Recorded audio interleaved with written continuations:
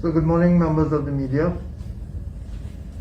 members of our viewing audience on the various social media platforms, ladies and gentlemen, welcome to the opposition's Sunday press conference, at which we'll be presenting the opposition's views on some critical and current national issues facing Trinidad and Tobago.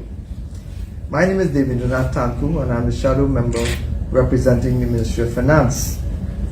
For today, I'm shadowing the Ministry of Finance. I'm joined today by my colleague, Dr. Rula Munilal, who is the Member of Parliament for Oakwood East, and he shadows the Ministry of Works and Transport. Today, we'll be dealing specifically with the continuing absence of transparency and the complete and absolute refusal of the PNM government to account for the billions of dollars they have spent over the last few years and the billions more that they plan to spend in 2022 and going forward. Overall, the Minister of Finance, Colin Mbut, has spent over $304 billion in the last 6 years since he has been in office. And he projects to spend a further $58 billion during the current fiscal year. With that kind of expenditure, one would have expected Trinidad and Tobago to have benefited from substantial job creation, improved business development, improvements in the ease of doing business. Citizens should have been able to point out poverty reduction, improvements in healthcare and in personal safety, improved drainage, better roads. Our people should have had better access to educational opportunities, a reliable water supply, etc. If any citizen in Trinidad and Tobago can see any improvement anywhere in anything that this government has been responsible for after they have expended over $304 billion, that would have been something else.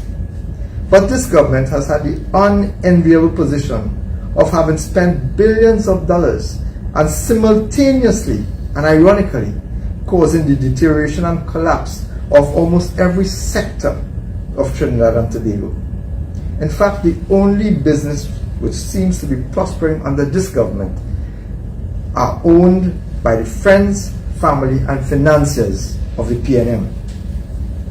It is a fact that average citizens are suffering. In fact, only recently, a study funded by the CARICOM and UN groups identified that a significant number of citizens in this country were experiencing day-to-day lives without being able to afford food.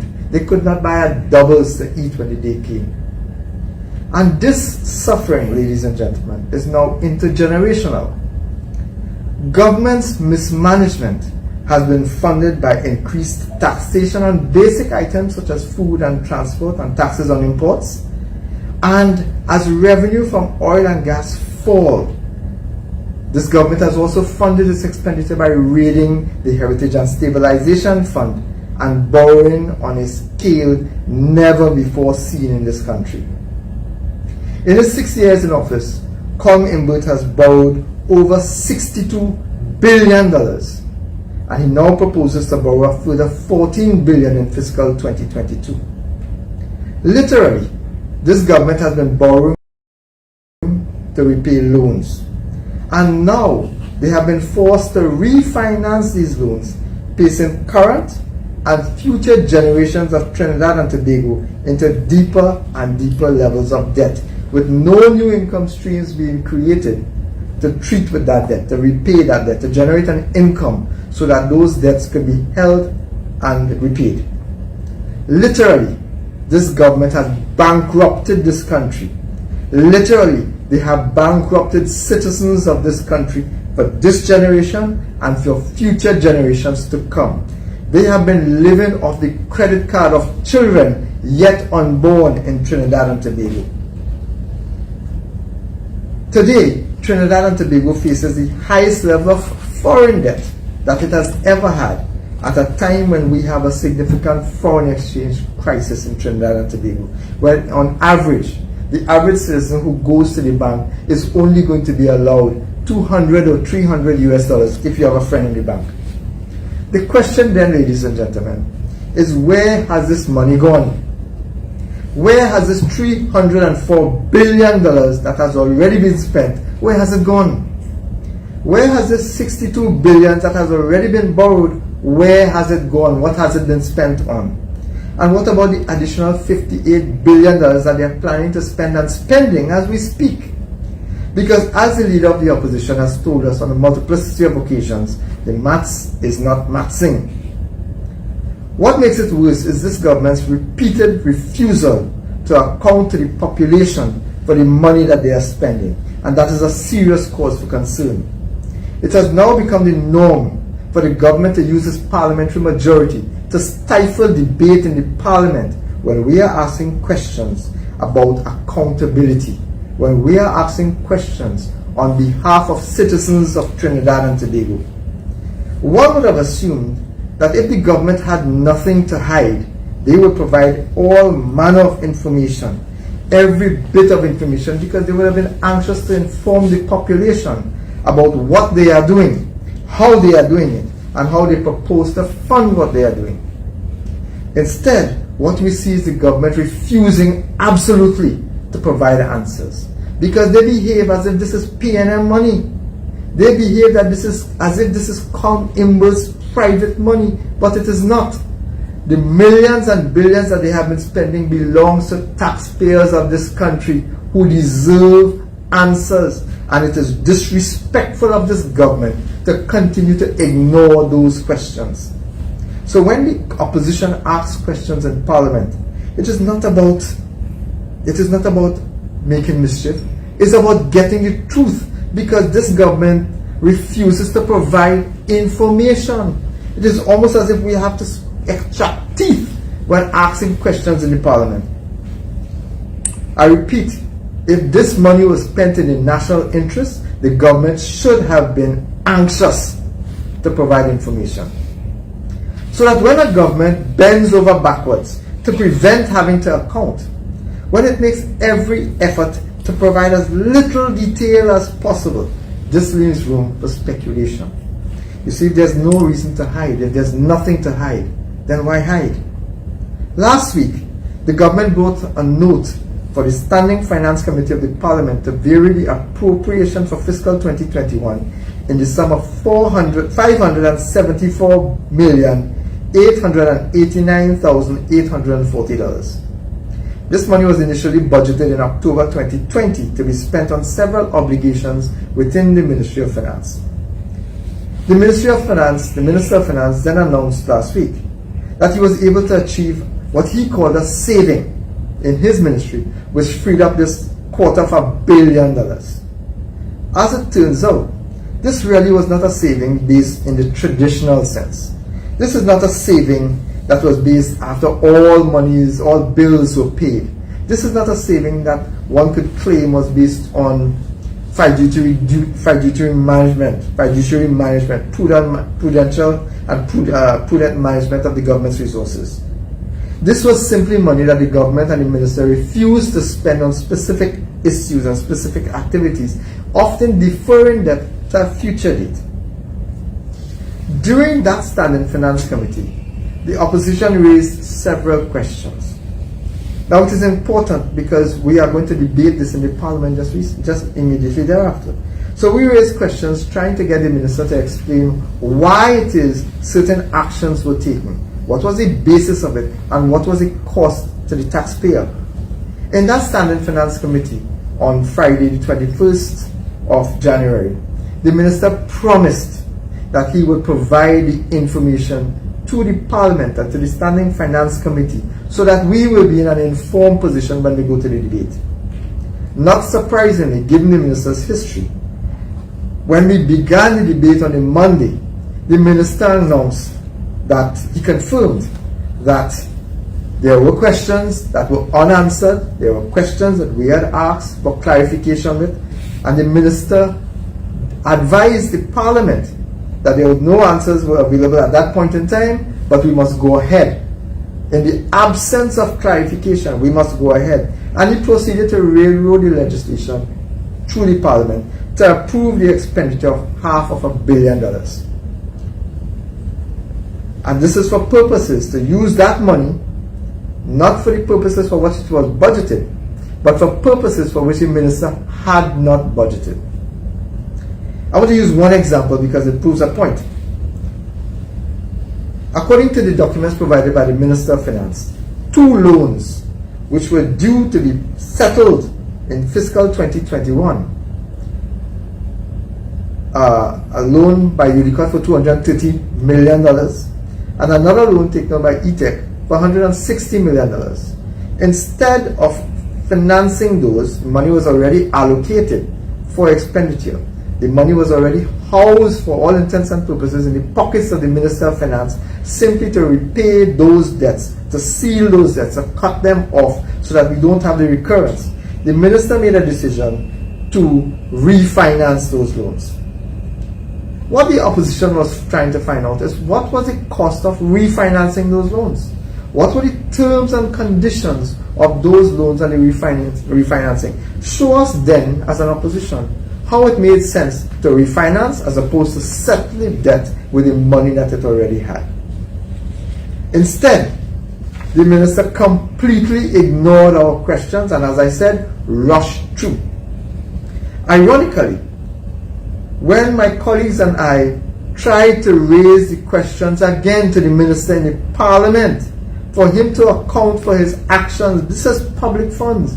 When those questions were asked again, the government shut us down at every possible turn. So we did not get the answers to the questions, we did not get the justifications for the transfers in the Standing Finance Committee, and we did not get it on the floor of the Parliament. There was no accountability willing to be provided by the government for questions being asked. But why the secrecy? Why is the Parliament asked to approve expenditure of $500 million without relevant information, transparency, and accountability? Well, given the minister's refusal to answer in the Standing Finance Committee and in the Parliament, I have today a request for the minister, and I want to put it in the public domain, that we do not trust this minister. We do not trust the fact that they are hiding information, and it is only when the media or the opposition brings the information forward that the truth emerges. We believe that there is a conflict of interest, one of the multiple conflicts of interest that we have seen over the last few years by this government.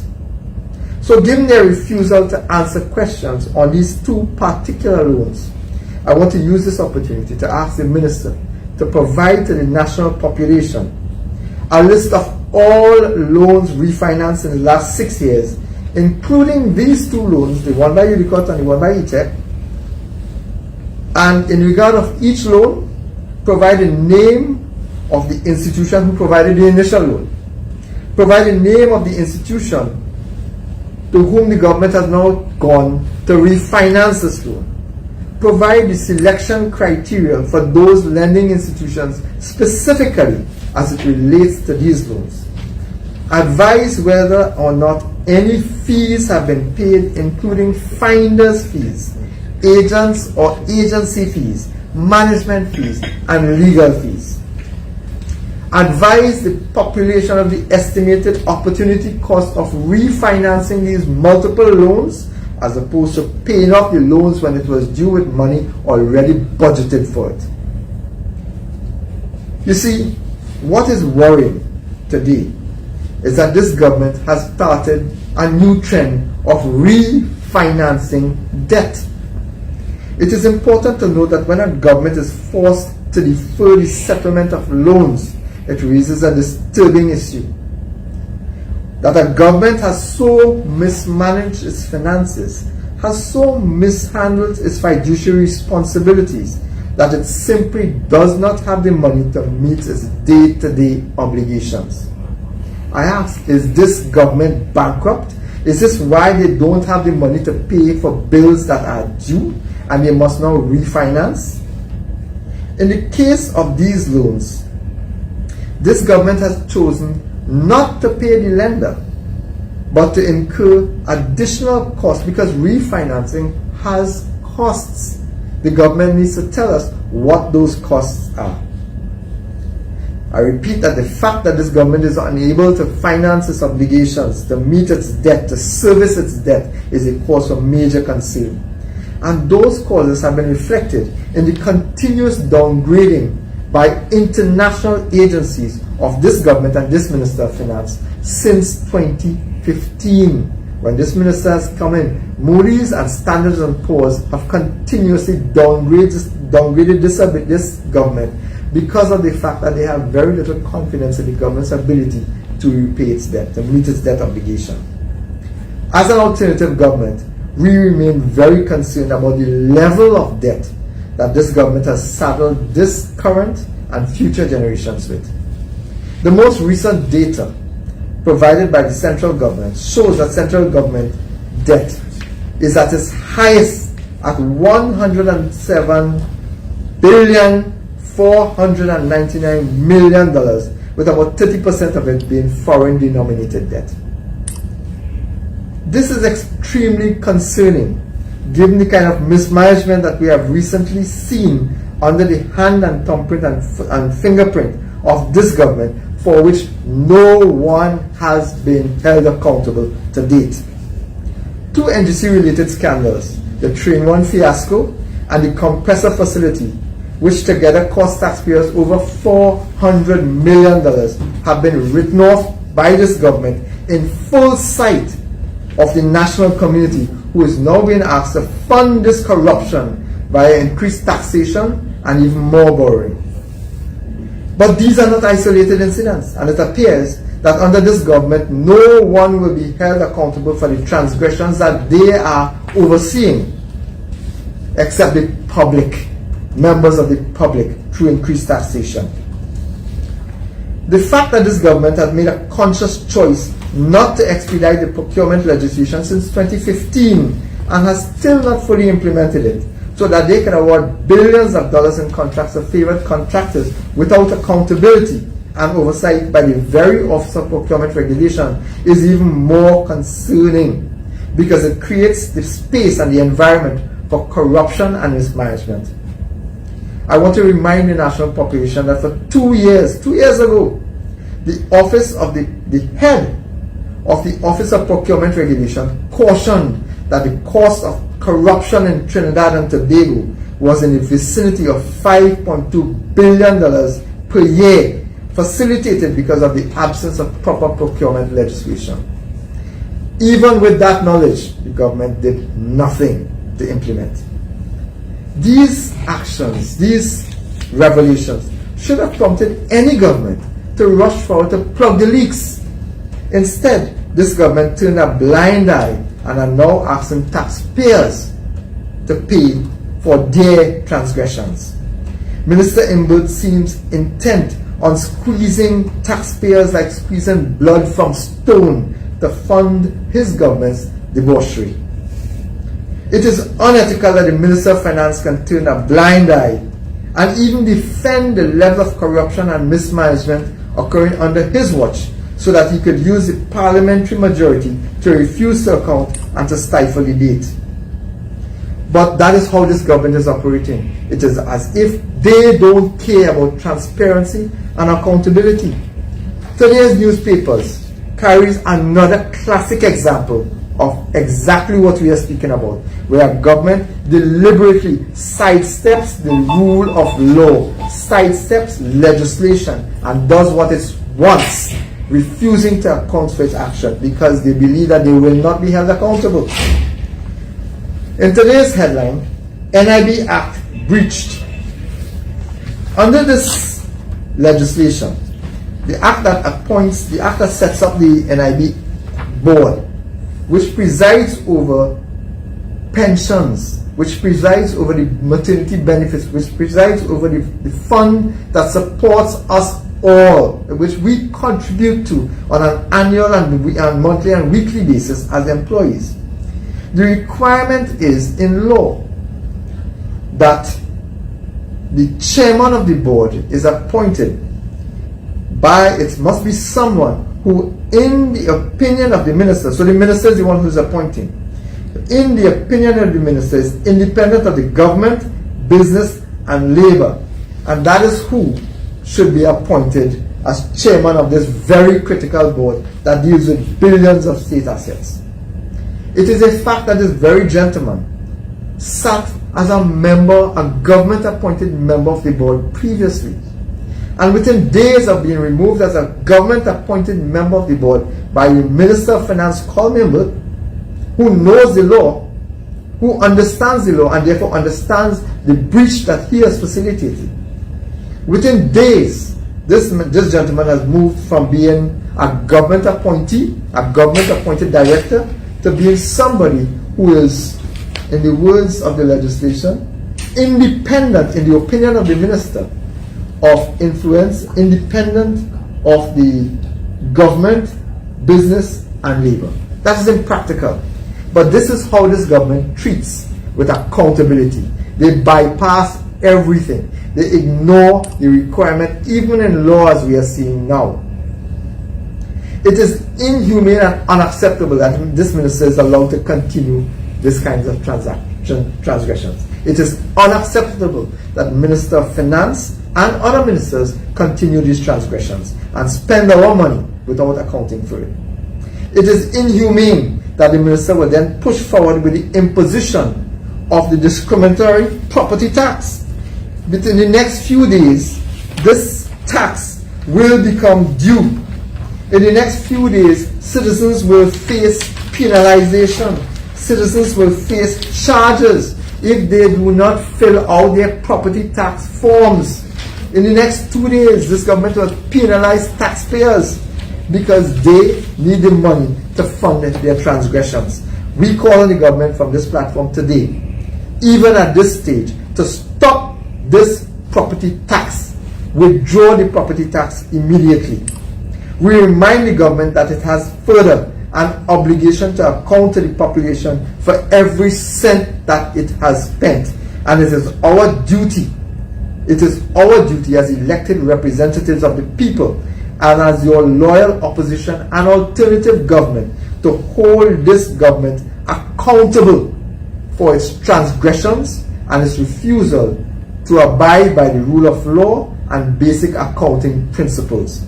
This country needs answers. The minister must stop disrespecting and insulting the population and provide answers to tax-paying citizens for the money it has spent over the last 6 years and plans to spend going forward. In that context of the need for greater transparency and accountability, there are other issues that have now become placed in the forefront, in the front burner of the national viewpoint. And to deal with a couple of those, I want to hand over now to my colleague, Dr. Rudal Munilal, who will treat with some very critical issues currently facing Trinidad and Tobago. Dr. Munilal. Thank you. Thank you very much, Member of Parliament, Mr. Dave Tanku. And good morning to all viewers, listeners in Trinidad and Tobago and across the globe that you may be following our broadcast from. And welcome to the Sunday morning press conference by the opposition in Trinidad and Tobago. This morning is my pleasure to speak to you on a couple issues, two, if time permitted, maybe three issues, dealing in a frontal manner with the state of governance in Trinidad and Tobago. On Monday last, many of you will recall, I raised at our Monday night forum two pressing issues, one regarding the collapse of the Package 5A segment of the Solomon Hochoy Highway extension from San Fernando to Point Fortin, specifically in the vicinity of the Mosquito Creek. And I also brought to the national attention the issue of the collapse of the $1.1 billion hospital construction project called the Central Block at the Port of Spain General Hospital. This morning I would like to update listeners and viewers and the national community on both matters. We have seen during the week and we have heard from various personalities from the government on this matter. So we would like to respond this morning and give some update on some of the issues that we face. If I'm to begin first with the Mosquito Creek matter, I'll begin by indicating that I believe 7 days have passed since the national community received such dramatic photos and video and got information relating to the collapse of the package 5A segment. After 7 days, the Minister of Works and Transport has, in a way, he has hidden himself from the public and has refused to come to the table and account to the people of Trinidad and Tobago. In fact, accountability is an issue here. This government has contempt for accountability at all levels, and MP Tanku gave some very, very important illustrations of that point. So 7 days later, where the international community, the local community, have actually seen the collapse of the highway in such a vivid and dramatic manner, the Minister of Works has not spoken. He's hiding behind the veil of a committee. He believes that we can committeeize this and put it to sleep. You can sweep it under the carpet by putting a committee of unknown people from unknown agencies with unknown deadline. But that will not work, because we will continue to explore and exploit this matter in the interest of the people. We will continue to expose this matter. The Mosquito Creek collapse related to that package has serious implications for the continuation of that highway. And I want to remind viewers that it was the People's Partnership Administration under Mrs. Kamala Prasad Bisesa that embarked on that highway. That highway was promised by Eric Williams about 30, 40 years ago. Today, it is the People's Partnership that constructed the segment from Taruba to Debe and from, I believe, Otahiti to Labre. Not 1 inch of that highway constructed by the partnership. Not 1 inch has collapsed. And the incoming administration of 2015, of course, raised all type of matters about the construction, about procurement, all sort of things, committing themselves to the project. In fact, that was one of the few projects that they met, that they committed to continue. It wasn't the 100 schools we built. It certainly wasn't the Beetham wastewater plant. It wasn't any other development project that we undertook. But they said they were going to continue that. And of course, raise issues about costing, about procuring the contractor and so on. Today, that segment has a value of $281 million. $281 million. Today, the police and the army stand guard at that highway because presumably they believe people may come to steal the highway. They are guarding there today while citizens are being shot and killed all over this country in the most gruesome, in the most cruel manner. Citizens are being killed in the most cruel and brutal manner, and yet the army and police guarding the mosquito crack. That is a cause for deep concern, brothers and sisters. But there's a dimension that I would like to raise. First, I'd like to repeat this issue I raised on Monday, because the government has not responded to that. They are not reporting. You would think a matter like this, Mr. Sinanan, in 2 days, 48 hours, would have a report to the national community. I raised the issue of Studley Park. Why, for the minister to tell us, why did they instruct, why did they give an imperative to contractors to take materials out of Studley Park in Tobago for that highway, when contractors were bringing materials from elsewhere? St. Lucia, for example, Dominican Republic, they were bringing the high quality, high standard materials for the highway when we were constructing. Contractors, lo and behold, were forced, I believe, to go to Tobago to do business with a prominent Tobago businessman linked to a very high official in this government to secure materials from Tobago Studley Park. Those materials, we are asking whether that material is not substandard, whether it is high quality materials that were being used. You see, I have in my possession this morning, I have here a pile of documents, one entire pile. All of this has to do with the construction of the Solomon Hochoy Highway extension, and particularly that area between what is called the Gordino River and St. Mary's Junction, commonly called Mosquito Creek area. These are the documents between the Ministry of Works and Transport and the Environmental Management Authority. Now clearly we can't go through all in detail or read, but all of them are in my possession and the possession of the opposition.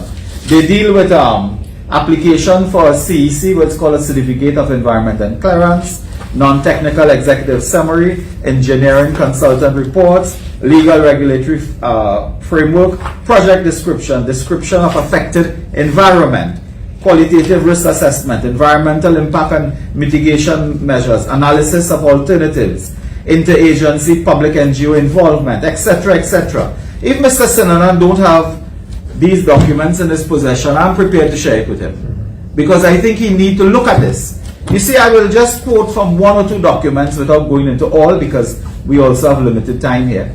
But these documents, and particularly this document, review and assessment of the report on the Certificate Environmental Clearance Certificate, speaks to works that are consistent with the award or the granting of the environmental certificate, the environmental clearance certificate. Now, when you get a project, in layman terms, when you approve large-scale construction project, you get your CEC, but the CEC has certain conditionalities, certain requirements, certain policies that you must adopt, certain projects even that you must implement, mitigation and so on. This report, I believe it is about 28 pages or so, speaks about works that should be taking place on that package 5A, where you will protect the mangrove, for example, where you have to implement engineering design for clearing of vegetation, for protecting the wetland areas of the Godino swamp area.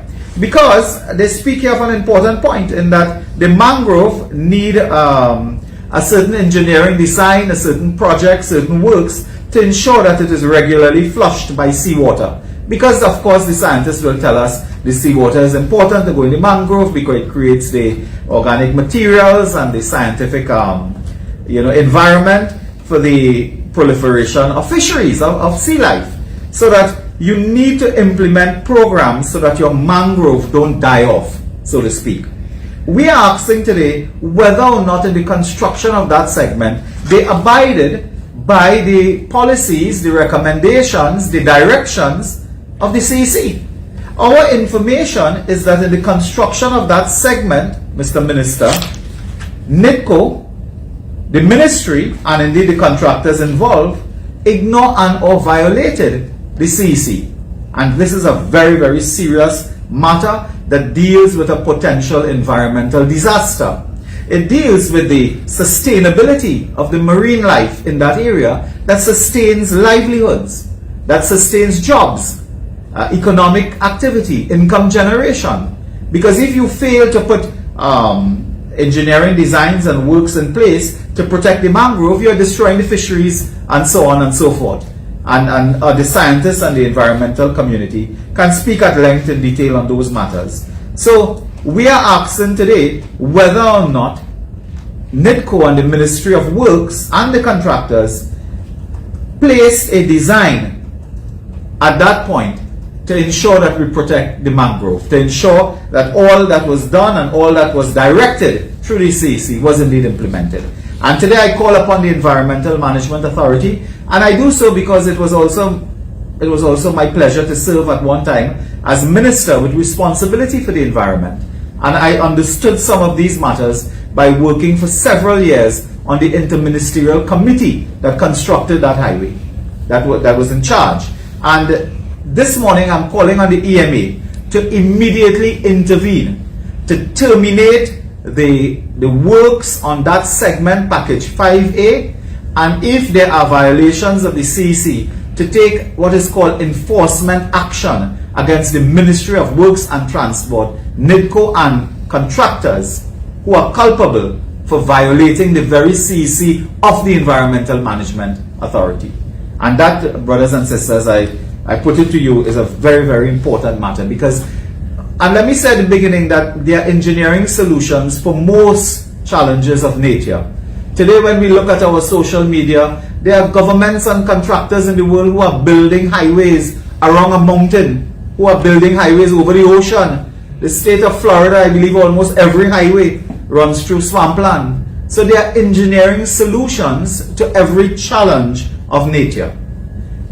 We were clear from the point of government when we were there, when the EMA was issuing directions to the contractor and the Ministry of Works, we were clear that you can't construct a highway there if you abide by certain conditionalities and put engineering design in place to protect our environment. So the issue is not that we are against highway. In fact, we build the highway.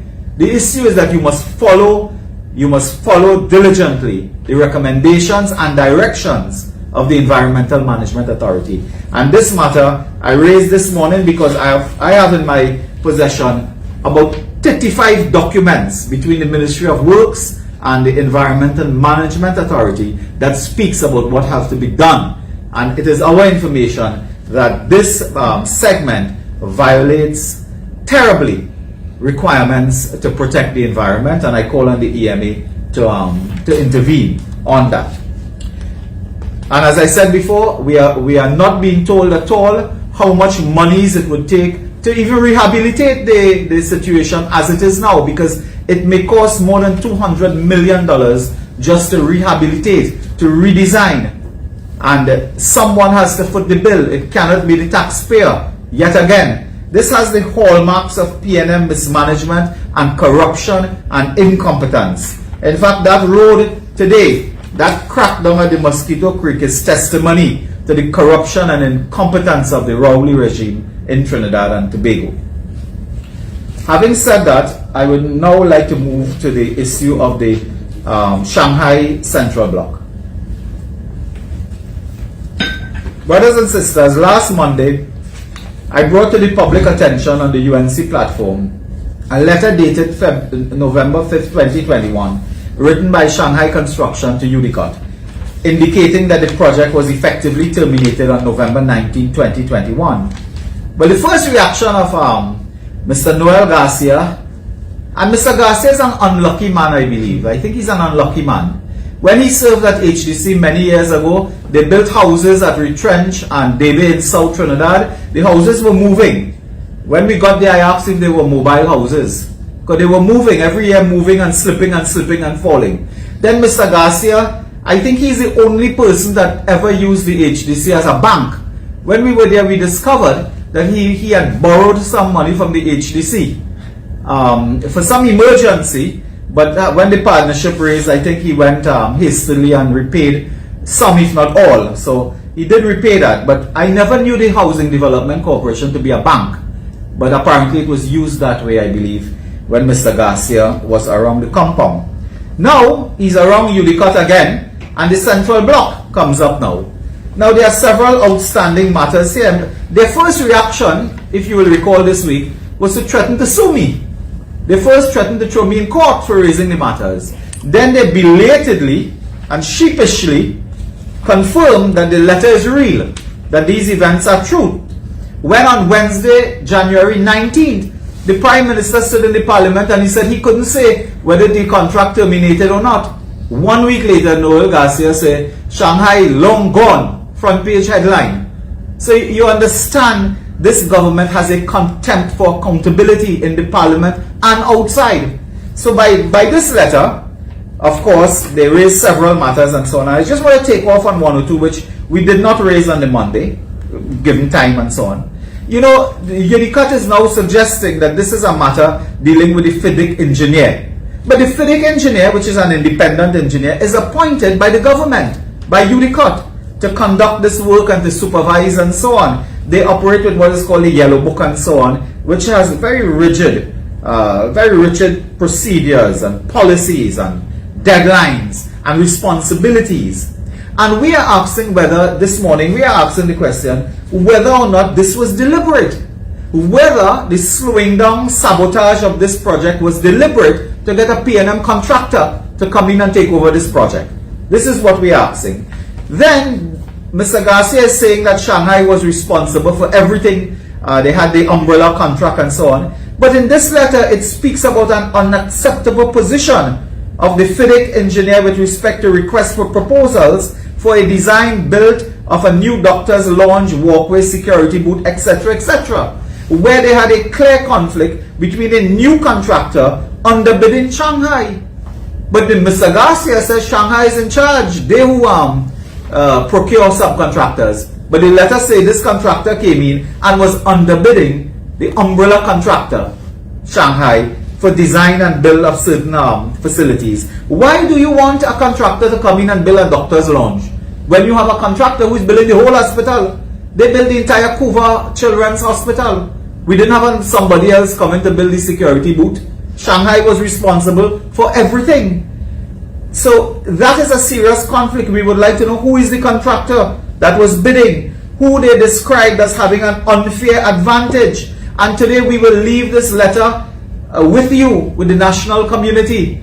I want this letter to be read by every citizen. For some reason, the media is not highlighting certain issues here. Interestingly, the identity of this contractor that was bidding and underbidding Shanghai, where Shanghai said their prices were manufactured or were fabricated because it excluded certain work, certain critical components of the project and so on, but they were underbidding, so to speak. The other matter I want to raise is Mr. Garcia is telling us now, look here, don't worry, this is a normal thing, these things just happen, it's dispute, large-scale projects always have dispute. Mr. Garcia, large-scale projects don't collapse. Billion-dollar contracts don't collapse overnight this way. They don't collapse. You have problems, you'll always have little disputes here and there, but you work it out behind closed doors. We built the Children's Hospital using Shanghai construction within budget and within time. And brothers and sisters, a hospital contract collapsed in the height of a global pandemic. I mean, what a cruel irony. That's the most terrible thing that can happen. That a hospital where you were going to put 540 beds, that project collapsed at the height of a pandemic. Something is desperately wrong. But Mr. Garcia said these things happen, man. These things happen, don't worry. They are minor problems and so on. And we are negotiating with the contractor. I want to ask today, what are you negotiating for? What? The contract is terminated November 19th. There is nothing to renegotiate. You have to satisfy now what is called the requirements of termination. And those requirements are, I just want the population to know, 1, performance security to the contractor needs to be repaid. How much millions that would be, we don't know. 2, payment for work done. There is an outstanding claim by Shanghai, we believe, for over $200 million for works done. Payment. And here this one, page 3 of the letter, payment for any loss of profit or resulting loss or damage. You know what that means?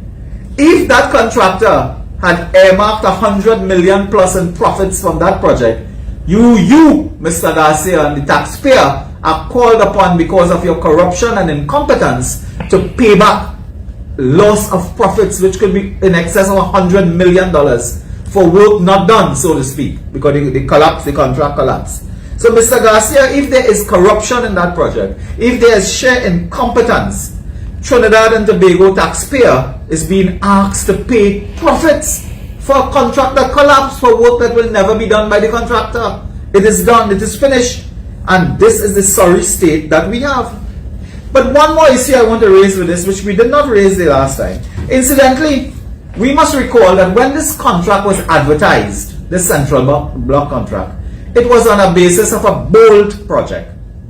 BOLT, which is of course build and own and so on, where you finance, you have ownership, and you go for a particular time. That's a big way to say that you will own the project for a period of time and then hand over to the government. Right? What is the status of this? Is Shanghai owning the little piece that they built?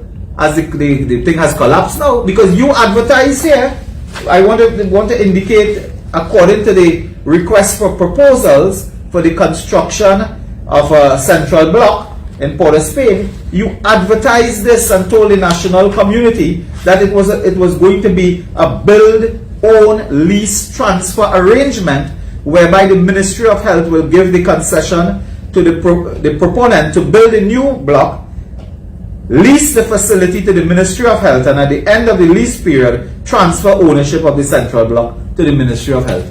So is Shanghai still going to lease the piece they built? What is the situation? Now, if this wasn't bad enough, we have a next problem here now. According to documents from the government Ministry of Finance, now as Mr. Tanku quite rightly said, you cannot trust anything that Mr. Imbut says. You cannot trust, of course. And many of them in the government, they appear to be, to some people, not us, but they appear to be convincing liars. So we'll read from the document. Ministry of Finance expenditures 2020-2022. They are providing for interest payments on the central block. Every single year, they provide between $4 to $5 million only on interest on a loan for that. So clearly, a loan has been taken to construct the central block. A loan. They have taken a loan. When we look at the documents provided by Ministry of Finance, it speaks of loan arrangements between UDCOT, CIBC, First Caribbean International Bank, a series of loans and so on, to facilitate the redevelopment of Central Block Port Spain General Hospital. When we add the figures, and I keep saying, when you're in opposition, it's almost like you have to be a private detective because you don't have official information. Nobody in officialdom give you anything. You piece it together. The piece from the Ministry of Finance, their request for proposal, Shanghai construction, documents from the estimate of expenditure. So we have it all here. This is speaking to almost $550 million in loans taken for construction of the central block. Today we ask UDCOT, what is the status of the loan? How much money have you taken from this loan, from First Caribbean Bank or any other institution, to pay for this central block? How much have you paid? How much are you owing? How much work has been completed? Because when you throw out contractor and contractor throw you out, the loan is now in jeopardy because you have taken a loan for a specific purpose. And in doing the loan documents, it will state the contractor, it will state the time, it will state the milestones for accomplishing and the payment schedule and so on. So the loan now has just fallen apart. And these are some of the burning issues that the Minister well, I can't say the Minister for UDCOT because he didn't even know the contract ended. Dr. Rowley stood in the Parliament. He didn't know if the contract ended, if it continued. In fact, there are sometimes in the Parliament when you really question what exactly is he aware of, if anything at all. While UDCOT chairman told us 6 days later, well, the contract long done. So what are the next steps? Clearly, there are contractual obligations that the government will have to meet, including paying loss of profit, outstanding monies owed to the contractor, and also damage. Now, I keep making the point, Shanghai construction, I believe they have a budget bigger than Trinidad and Tobago's budget. They work all over the world. They are part of the government of Shanghai, I believe as well, a government or quasi-government institution. They are an institution of diplomacy. When they write letters like, this project is mission impossible, this project is outrageous and extraordinary and so on, you have to read between the lines. These are diplomats. I mean, what would they have said if they were not diplomats? So, this is a state of worry involving $1.1 billion that they cannot to this point explain. The loan issue, of course, the outstanding works payment, the issue of loss of profit, that is what they have to now come to the table with. And of course, who is going to take over? Now, I get the impression listening to Mr. Garcia on a radio program, he believes that this is a fall coup. This is a goat pen in Tobago. That you could just stop building, tell the contractor, bust it, and then call a fella from by the shop who you meet and say, come, finish the work for me. It doesn't work like that. This is a $1 billion construction project, and more than that, it's a hospital. It is a hospital where works have to be, of the highest stringent level and standards and quality standards, air standard for air circulation and the quality of of air circulation and so on, as we spoke about. A hospital is not really building a goat pen or falcub, as Mr. Garcia would let us believe. So these are serious matters that are pressing. And brothers and sisters, before I close, a final matter came to the fore as well, and I will just take 1 minute to respond to that. And that has to do with the front page of another newspaper today. Mr. Tanku made reference to the front page of one newspaper today. I will make reference to another, where it is the ambition now of a newspaper to distract attention away from the Shanghai $1.1 billion distract attention away from the $281 million mosquito crack, and to raise issues pertaining to gun license and all these type of things. This is the only country where a government spends all its energy to discover how law-abiding citizens got firearms, as opposed to how criminal elements get firearms. This is what they're doing.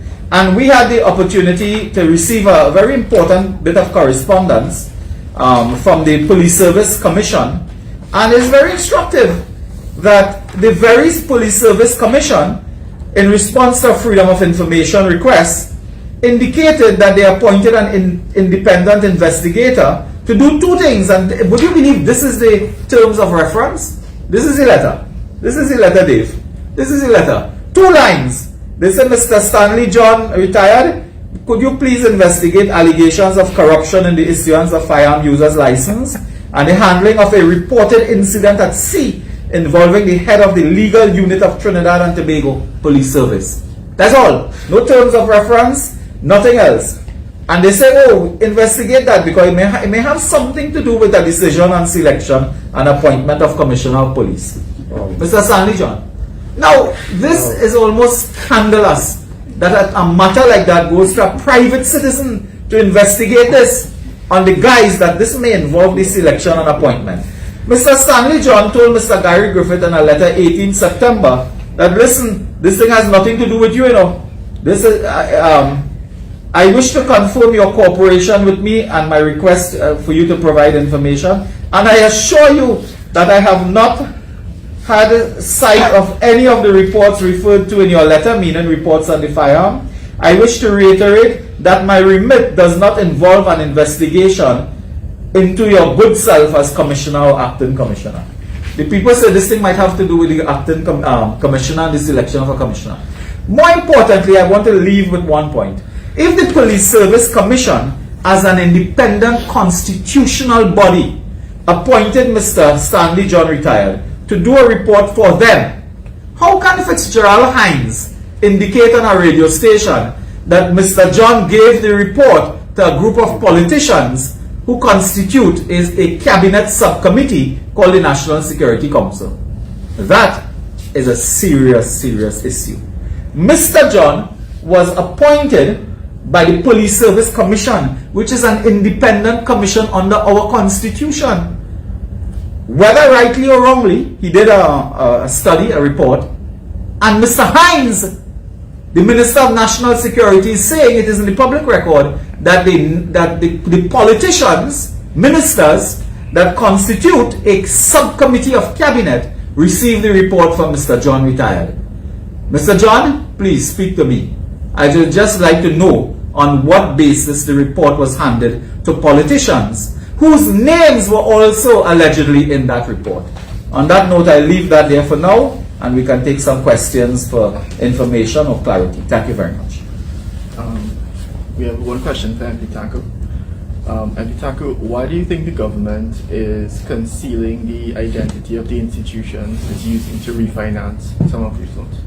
We have had, thank you for the question, we have had multiple examples of ministers using the cabinet as a boardroom for business deals. We have had multiple examples where we have had ministers forced to leave the cabinet because they had conflict of interest issues, because they were involved in business and therefore had to declare their interest. Because of that, we have noted that the government has been spending a lot of time avoiding having to answer questions on issues that relate to government expenditure. It is my view, given the history, that when the government starts hiding and refusing to provide information, as we have been asking with regards to institutions engaged in the provision of financial services to the government, it has been our experience that there are relationships, some unhealthy relationships, between the providers of those services and the government. What we are asking now is for the government to provide the information in the public domain so that the public will be able to judge for themselves. And if there's nothing to hide, then there should be no reason for the government not to provide the information, as they have been refusing to provide. MP Morilal, you said that you want the EMA to investigate the damage done at Mosquito Creek. Based on what you've seen, would you describe it as an environmental disaster happening? Well, it has the potential to be an environmental disaster, and this is why I'm calling on the EMA to immediately issue enforcement action notices and investigate quickly what has happened with the design for that particular segment, because we are being told that has serious implications for the marine life, for fisheries, for the mangrove, of course. In that area, there's a vibrant mangrove area that sustains an ecosystem that is linked to livelihoods, that is linked to sustainability and so on. So we believe it's a very serious matter, and the EMA has a duty now to intervene. With regards to the report that you mentioned, was it the current PSC or the previous one that asked for this investigation? The report is dated 30th August and signed by one Bliss C. Prasad. It is the former PSC that gave this very bikini type looking letter to Mr. John, that really you don't know at what level he was investigating and what exactly he was doing, because it had more to do with the head of the legal unit of the Trinidad and Tobago Police Service than with any appointment for commissioner and so on. But I guess Mr. John would tell us about that in due course. I also wanted to repeat the point that I made last Monday, that Central Block project began sometime in about February 2019 or thereabout, and that was supposed to be concluded almost 2 years ago. If it was 2 years ago, 2020, by 18, that project initially supposed to finish by mid-2020 or thereabout. Then they gave a completion for I think last year, mid-last year, but that project has been delayed by 2 years. That is the point I wish to make. The project, the Central Block, has been delayed by 2 long years in the height of a pandemic, and that is almost an international criminal act. Okay, so if there are no further questions, we want to thank you on behalf of the opposition, the members of the opposition, for your time in viewing today's press conference. We look forward to further questions and queries and to interacting with you further, and we hope that you take the information provided today to heart and continue to demand accountability and transparency from this government. Have a good day, everyone. Well done.